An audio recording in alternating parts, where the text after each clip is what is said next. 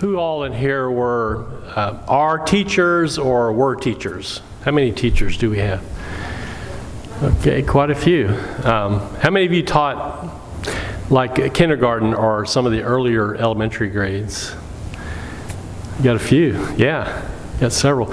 And there were like 5 or 6 this morning. We must have like 12 or 15 teachers in our congregation. But did you hear about the teacher who was helping one of her kindergarten students put his boots on? He asked for help, and she could see why. With her pulling and him pushing, the boots still did not want to go on. By the time she got the second boot on, she had worked up a sweat.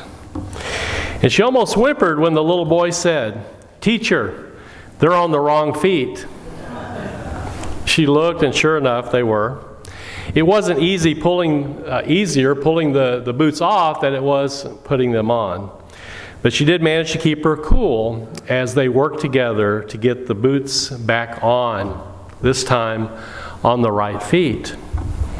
He then said, "These aren't my boots." She bit her tongue rather than get right in his face and scream, "Why didn't you say so?" like she wanted to. Once again, she struggled to help him pull the ill-fitting boots off. He then said, "They're my brother's boots. My mom made me wear them." She didn't know if she should laugh or cry. But she mustered up the grace to wrestle the boots on his feet again. She said, "Now, where are your mittens?" He said, "I stuffed them in the toes of my boots." Had you heard that, Betty? Yeah. You ever have one of those days? Well, God does. God has days like that all the time. Because isn't it obvious that we try God's patience like a kindergarten kid in ill-fitting boots every single day? I'm calling this the divine patience. And I'm claiming that the divine patience is the most underappreciated phenomenon in the universe. Not just the world, but in the universe.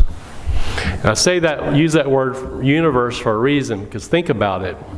If the scientists are correct, the universe, God's house, is 13.787 billion years old, give or take, they say, 20 million years. Homo sapiens, which is our species, which is only one of several known human species, but the only one that is not yet extinct, has only been around for about 350,000 years, which means that in God years, we have only been around for less than a second. This is, to me, astonishing to think about. It boggles my mind. The creator of the universe had to wait patiently for over 13.5 billion years as the process of what we call evolution finally produced you and me, or our species. Now, if that's true, we can interpret that in one of two ways. On the one hand, we could say that this means that we are nothing special. There's nothing special about us, or else we would have been created at the very beginning of time, which is what the book of Genesis sort of implies. On the other hand, it could mean that we are absolutely special in that God has waited patiently and worked for our arrival. Waited and worked for our arrival. This level of patience, when you think about it, is way too high for us to comprehend, for our minds to comprehend. Now, I prefer this second interpretation, that we are absolutely special. Although I would temper it a little bit by saying that Homo sapiens may eventually prove to be not special, because there might be something better than us that's coming later. Who knows? But assuming that we are the product of a long process of God's own guiding, we can also say that the divine patience did not stop there. It didn't stop 350,000 years ago when we came around. Now that we are here, God has had to learn a new kind of patience. God has to practice a different type of patience. The divine patience has had to evolve from patiently waiting to patiently enduring, because now that we're here, we're sort of like that kindergarten kid with ill-fitting boots. This can't be easy on God. We can't be easy for God. Now we see the divine patience being tested and tried in all three of our readings this morning. I'm going to briefly refer to each one. And I'll begin from the reading from Jeremiah. In Jeremiah, the voice of God describes God's people as foolish, stupid, and skilled in doing evil. Not exactly a ringing endorsement of the human species, right? They are foolish because they don't know God. They are stupid because they don't understand what God wants them to do. And they are evil because they don't know how to do good. So that's a general assessment of the human species, according to Jeremiah. Now, then he gets specific.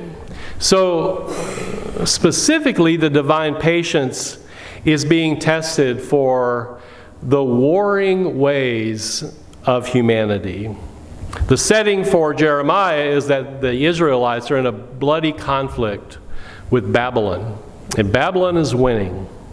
In fact, as you know, they take them into exile for several decades.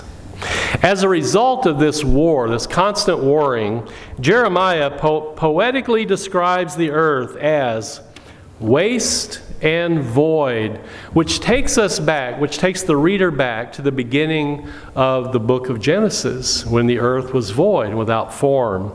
That's how he's describing the world now that war is ravaging the countryside.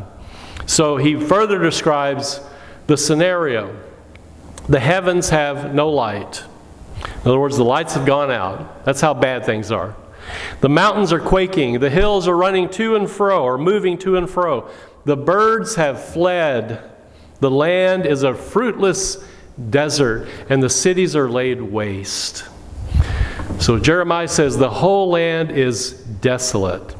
And yet, and here's where the divine patience comes in. God says, I will not make a full end. Kind of curious wording there. Not real poetic. I will not make a full end. And what I take this to mean is that as bad as it might get, God will patiently endure human madness, even the warring kind of madness, and not allow us to destroy ourselves. And I hope with all the climate stuff that's going on that this is true, that God will not allow us to destroy ourselves. So that's the Jeremiah reading. Now we turn to the 1 Timothy reading. Here the divine patience, we see it acting in response to a particular individual, not a nation or a people or a species, but an individual who was skilled in doing evil. And I'm talking about the Apostle Paul. Paul claims that God judged him to be faithful and appointed him to God's service, even though he was, quote, formerly a blasphemer, a persecutor, and a man of violence. This is like judging a mafia hitman to be a faithful person. Now, Paul, of course, back then was known as Saul, and Saul had been exactly that. He had been a hitman for the religious elite. He was a hitman.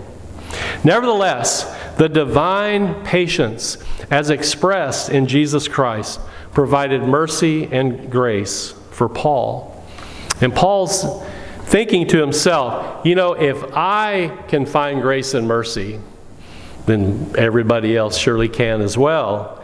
And so it helped Paul understand that the primary reason Jesus came into the world was to seek out and save the lost sinners, of whom Paul was the foremost. But think about that word. That's not a word we use every day.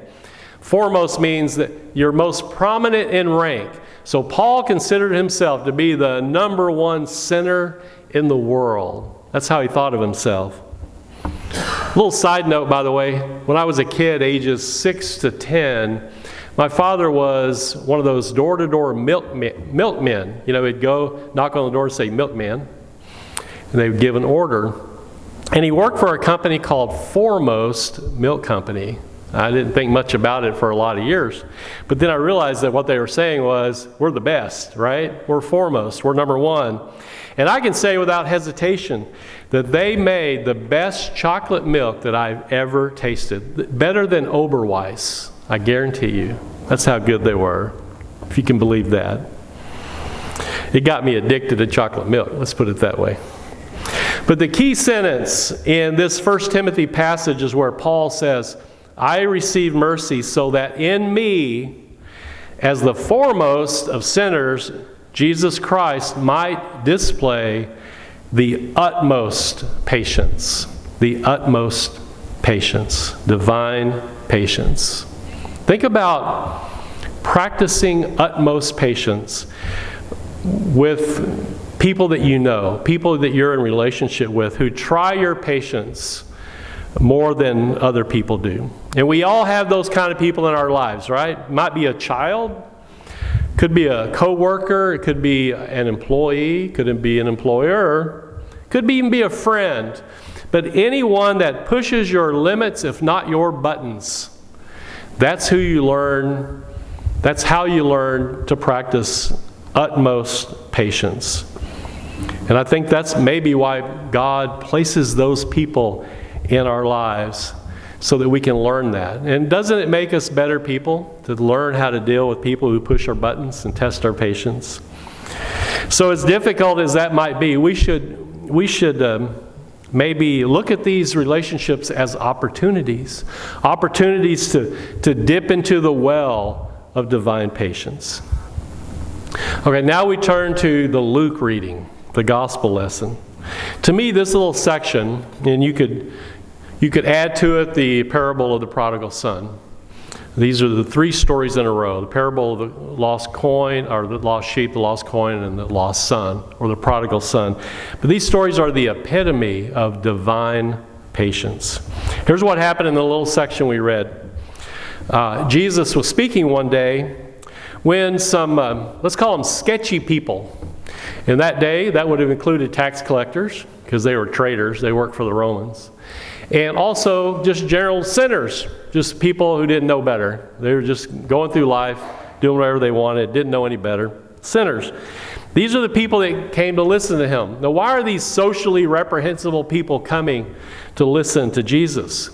Well, probably because they had learned to see him as someone who, unlike all the other religious leaders around, he would actually listen to them, and he cared for them, and he had patience. The religious elites, like the Pharisees and the scribes in this story, they had no patience for sketchy people like that. And they even scoffed at Jesus for socializing with them. And so Jesus must have thought at some point that it must have occurred to him, I have more patience for these sketchy people than I do for the religious elites, like the Pharisees and the scribes.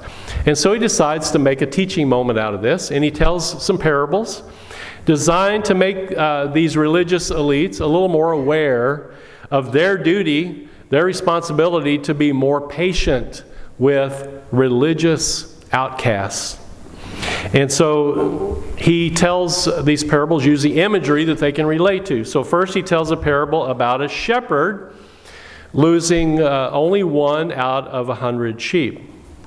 Now normally, even though he seems to imply that they would go looking for that one sheep, normally in that scenario you probably wouldn't worry a lot about it. You would go looking for it, but you wouldn't look forever.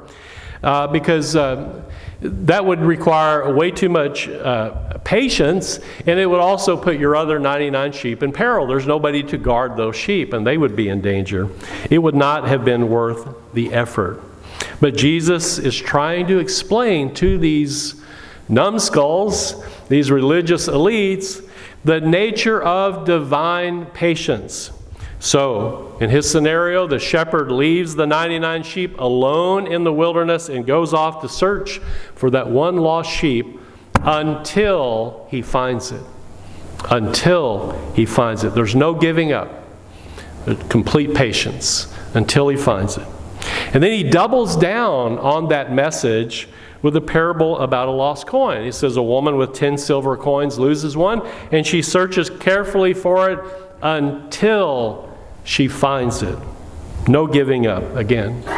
So his message to the religious elites who have no patience for those religious outcasts, people who don't bother to read the law, they don't follow the rules, all that sort of thing, is that God has a very different attitude than they do. And maybe the religious elites, if they're going to represent God, they should take notice. So again, divine patience. It may be the most underappreciated phenomenon in the universe. Now, I'm pretty sure that Jesus had no clue about how old the universe is, that the universe, according to today's scientists, began 13.787 billion years ago, give or take 20 million years, and that Homo sapiens has only been around for about 350,000 years.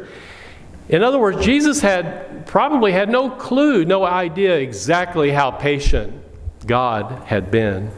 And yet, he did have enough of a clue to come to the conclusion that every single lone member of our species is worthy of the divine patience. Just as a kindergarten kid with ill-fitting boots is worthy of his teacher's unlimited patience. And just as the Apostle Paul, a despicable hitman, was worthy of the utmost divine patience.